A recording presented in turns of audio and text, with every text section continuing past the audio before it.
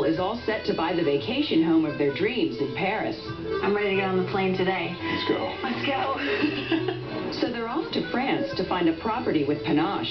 Oh, are you kidding me? Wow. Oh my goodness, Jeff, look at this. Next, when House Hunters goes to Paris. And I love the scarf. You look very French now. Oh, thank you, my dear.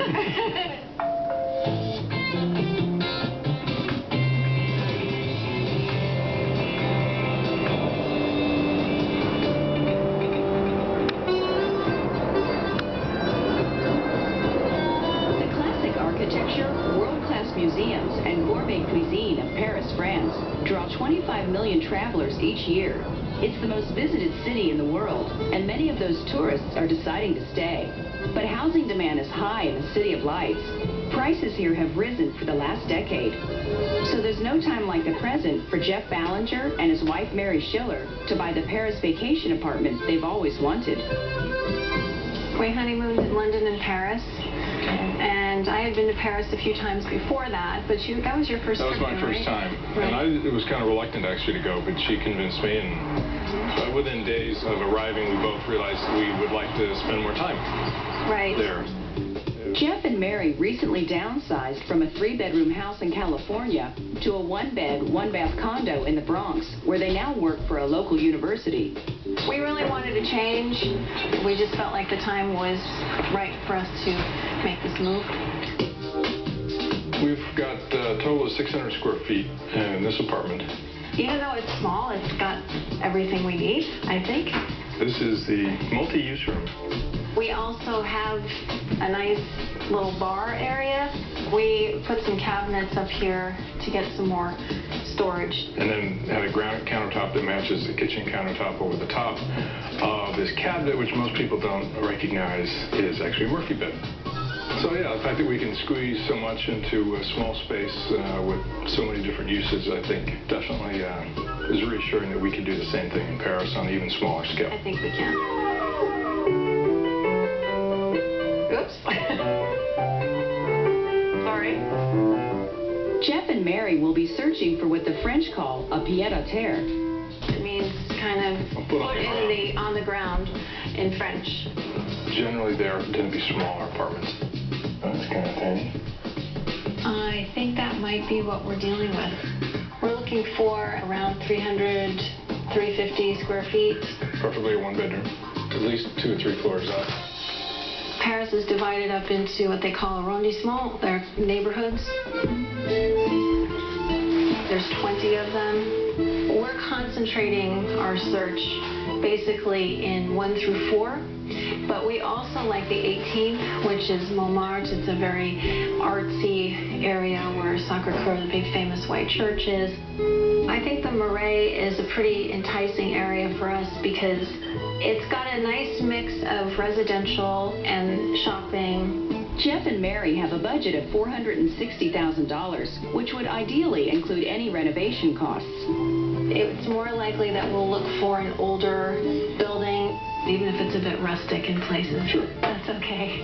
I think we're definitely ready to start looking in earnest. Yes, definitely. I'm ready to get on the plane today. Let's go. Let's go. There are a few properties in the market in that lower price range. Finding a pied-à-terre in Paris in Jeff and Mary's price range is a little difficult at the moment because there's very little product on the market.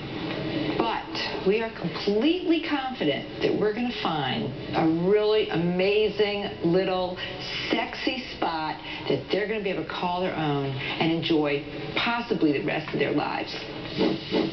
First up is this place in the Montmartre district, just north of central Paris.